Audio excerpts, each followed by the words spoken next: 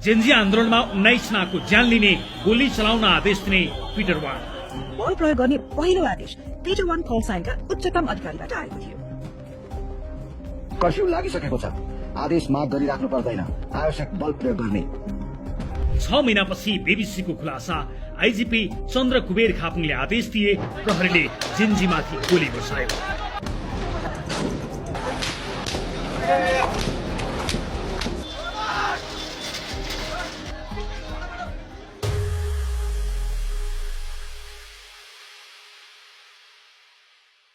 गएको भदौ 23 गते अर्थात् सेप्टेम्बर 8 दिउँसो सुशासन माग्दै प्रदर्शनमा उत्रेका 19 युवा प्रहरीको गोली लागेर नयाँ बानेश्वरमा ढले।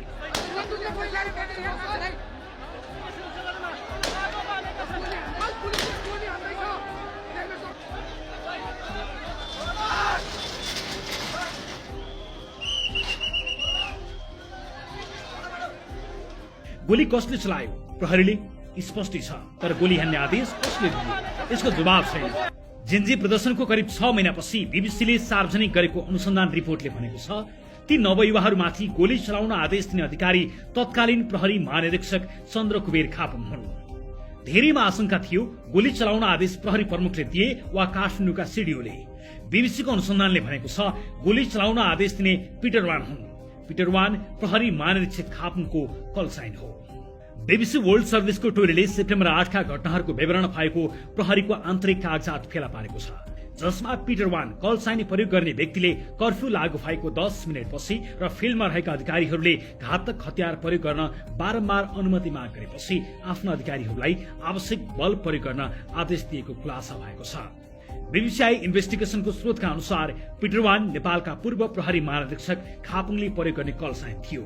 खापुङले आफूले आदेश दिएको कुरालाई अस्वीकार गरेका छैनन्, तर नेपाल प्रहरीले भने सरकारी सुरक्षा समितिको स्वीकृतिपछि र नेपाली कानून बमोजिम अन्य सबै प्रकारका बल प्रयोग गरिसकेपछि मात्र यस्तो आदेश दिएको बताएको छ।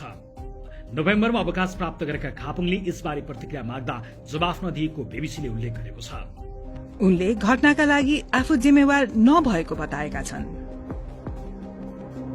नेपाल प्रहरीले हामीलाई दिएको जवाफ अनुसार बल प्रयोग गर्ने निर्णय काठमाडौँ जिल्ला सुरक्षा समितिबाट आएको थियो।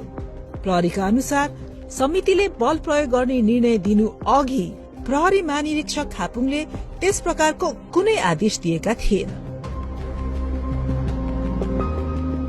अन्य बीबीसीले परीक्षण गरेका भिडियो प्रमाणले 19 जना पीड़ित मध्ये सबैभन्दा कान्छा 17 वर्षीय श्रेम चौलागाई निहत्था रहेको र मृत्यु हुनु अघि शान्तिपूर्ण रूपमा घटनास्थलबाट बाहिरिने प्रयास गरिरहेको देखाउँछ। यहाँको हिंसाबाट तर्केर श्रीयम चोकतिर फिर्ता हिँड्छन्। यिनै उनका अन्तिम पाइला हुन्छन्।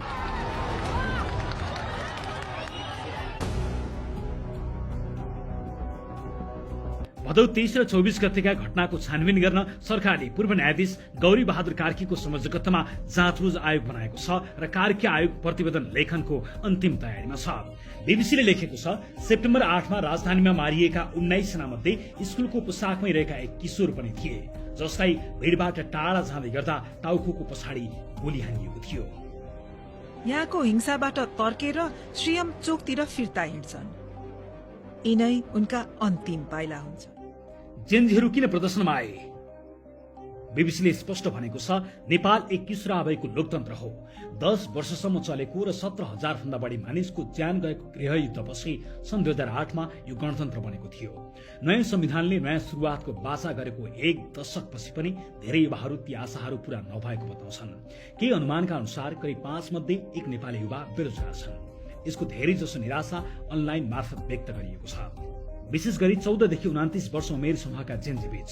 गत अगस्तमा जेनजेड अभियन्ताहरूले सामाजिक सञ्जालमा सम्भ्रान्त वर्गको विशेष अधिकार प्राप्त सन्तानलाई लक्षित गर्दै नेपो बेबी जस्ता शब्दहरू प्रयोग गर्न थाले। सेप्टेम्बर 4 मा सरकारले फेसबुक, युट्युब, इन्स्टाग्राम र एक्स लगायतका केही प्लेटफर्महरूमा प्रतिबन्ध लगायो।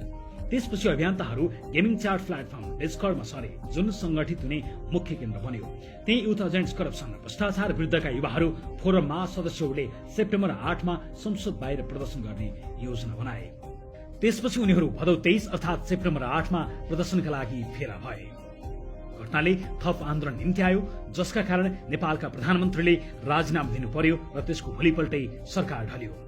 बीबीसीले थुप्रै तथ्य र प्रमाण सार्वजनिक गरेको छ। ती कसरी प्राप्त भए त्यो पनि खुलाएको छ। रिपोर्टमा भनिएको छ बीबीसी वर्ल्ड सर्भिसको टोलीले भदौ 23 का घटनाहरूको विवरण संकलन गरिएको एक आन्तरिक प्रहरी दस्तावेज फेला पारेको छ। उक्त दस्तावेज अनुसार कर्फ्यू लागू भएको 10 मिनेटपछि र फिल्डमा रहेका अधिकारीहरूले घातक बल प्रयोग गर्न बारम्बार अनुरोध गरेपछि पिटर वान कल साइन प्रयोग गर्ने व्यक्तिले आफ्ना अधिकारीहरूलाई आवश्यक बल तैनात गर्न निर्देशन दिएका थिए। पिटर वान पुलिस आइजिपी को कल साइन हो र त्यतिबेला आइजिपी चन्द्र कुबेर खापुङ थिए। बीबीसीले जाँच गरेका भिडियो प्रमाणले देखाउँछ कि 19 जना पीड़ित मध्ये सबैभन्दा कान्छा 17 वर्षीय श्रीम झौलागाई निशस्त्र थिए र मृत्युको समयमा घटनास्थलबाट बाहिर निस्कन खोजिरहेका थिए। जिन्जी आन्दोलनकै उपलब्धिका रूपमा फागुन 21 मा चुनाव हुँदैछ। भोट हाल्न अब केही दिन मात्रै बाँकी छ। चुनावको मुखमै बीबीसीले प्राप्त गरेको प्रहरी लग र कार्यरत अधिकारीहरूको भित्री विवरणका आधारमा गोलीबारीसम्म पुर्याउने घटनाक्रमको श्रृंखला स्थापना गरेको छ। बीबीसीले आफ्नो अनुसन्धानलाई बलियो देखाउन 4000 भन्दा बढी भिडियो र तस्बिरहरूको विश्लेषण गरेको छ। सड़कमा रहेका मानिसहरू र कमाण्ड सेन्टरका अधिकारीहरूबाट प्राप्त विवरणको पनि विश्लेषण गरेको छ। 10 वर्ष माओवादीले सशस्त्र युद्ध गर्यो, दोस्रो जनआन्दोलनले राजतन्त्र फाल्यो, नयाँ संविधान बन्यो, तर युवाहरूको असन्तुष्टि मेटिएन। बीबीसीले भनेको छ 5 मध्ये 1 युवा नेपाली बेरोजगार छन्। धेरै जसो युवाहरूमा असन्तुष्टि छ, विशेष गरी 14 देखि 29 वर्षका जेनजी भनिने पुस्तामा देखिएको छ। तिनै युवाहरूले साउनदेखि नेपाली कुलीन वर्गका सुविधाभोगी सन्तानहरूलाई बुझाउन नेपो बेबी जस्ता शब्दहरू सामाजिक सञ्जालमा प्रयोग गर्न थालेका थिए।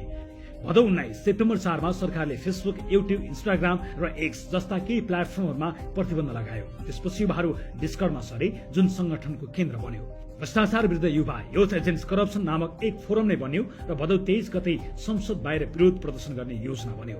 कलेजको पोसाकमै भ्रष्टाचार विरुद्धको प्रदर्शनमा सहभागी सीएमले आफ्नी आमासँग भनेका थिए, जिन्जी युवाहरू हुनेछन्, म मेरो पोसाकमा हुनेछु, यो शान्तिपूर्ण हुनेछ।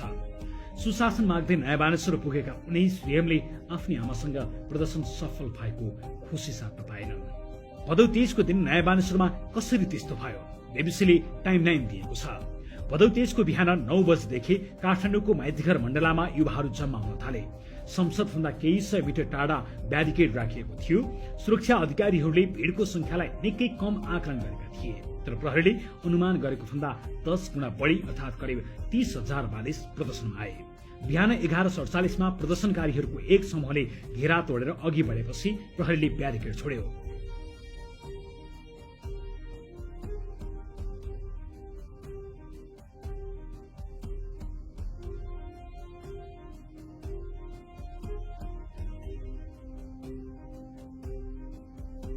बाह्र बजेर 15 मिनट जाँदा प्रदर्शनकारीहरूको एउटा समूहले संसद परिसरको पर्खाल माग्यो। प्रहरीले असुर ग्यास र लाठी प्रहार गर्यो, तर डिस्कर्डमा आयोजकहरूले पछि हट्न आग्रह गर्दा पनि भीड पछि हटेन।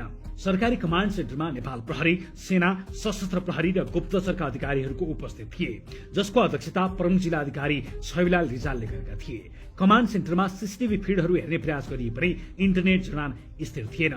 दिउँसो 12:30 कर्फ्यू लगाइयो र प्रदर्शनलाई अवैध घोषणा गरियो। केही प्रदर्शनकारीहरूले प्रहरी युनिटलाई घेरेर इट्टा र ढुङ्गा प्रहार गरे र संसदको गेट हाउसमा आगो लगाए। प्रहरी स्रोत र लगका अनुसार आत्तिएका अधिकारीहरूले कमाण्ड सेन्टरसँग सहयोग मागेका थिए। लाठी, पानीको फोरा र रबरको गोलीले भीडलाई तितर बितर पार्न नसकेपछि उनीहरूले बारम्बार गोली चलाउन अनुमति मागे।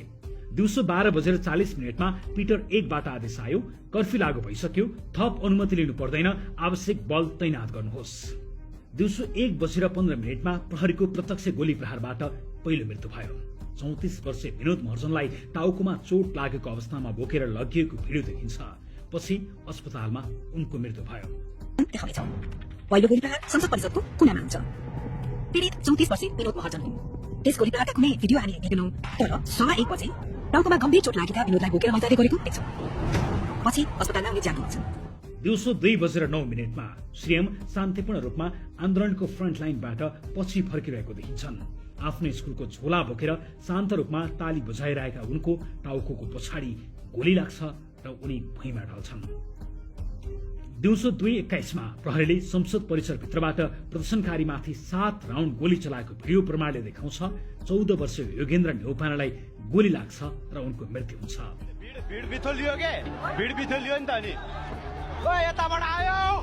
केही सेकेन्ड पछि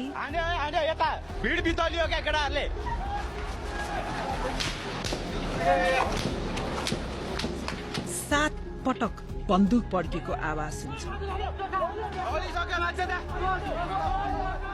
र रगत बगाउँदै ज्यान गुमाइरहेका योगेन्द्रलाई देख्छौं। यस क्यामेरा एंगलले उनलाई यो अवधिमा प्रहरीको गोली लागि धेरैजना घाइते भए। बेलुकीसम्म 19 जनाको मृत्यु भएको रेकर्ड बाहिर आयो।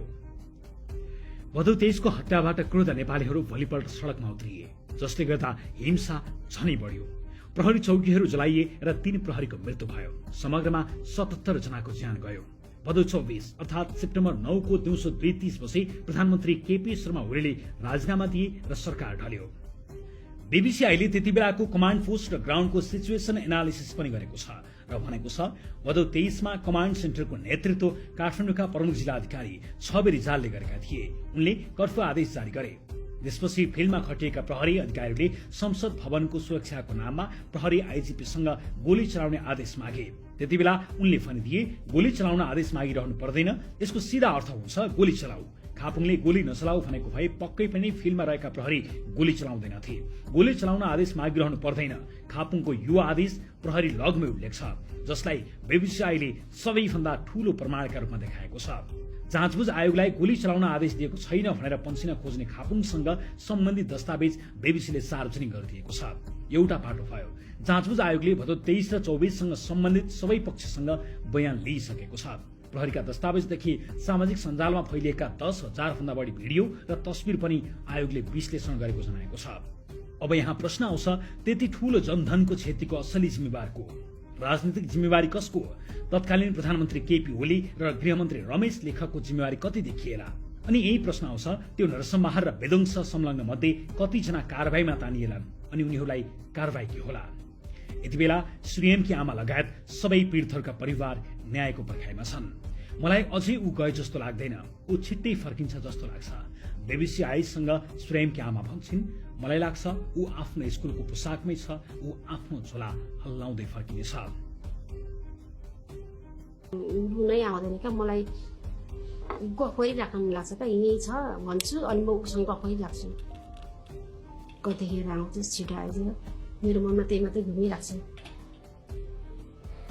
स्कुलको ड्रेसमा मात्रै झझल्को आउँछ, बिहा बोकेर आइपुग्छ भनेर। मैले त छैन भनेर मैले एक्सेप्ट पनि गरेको छु। अस्ति एक दिन सपना देखेको थिएँ, भगवान्सँग दुईटा हात थापेर मागेको थिएँ, यसरी आइजन भन्दै यसो गर्थेँ, मागेको थिएँ, त्यसरी आएको त हुन्थ्यो।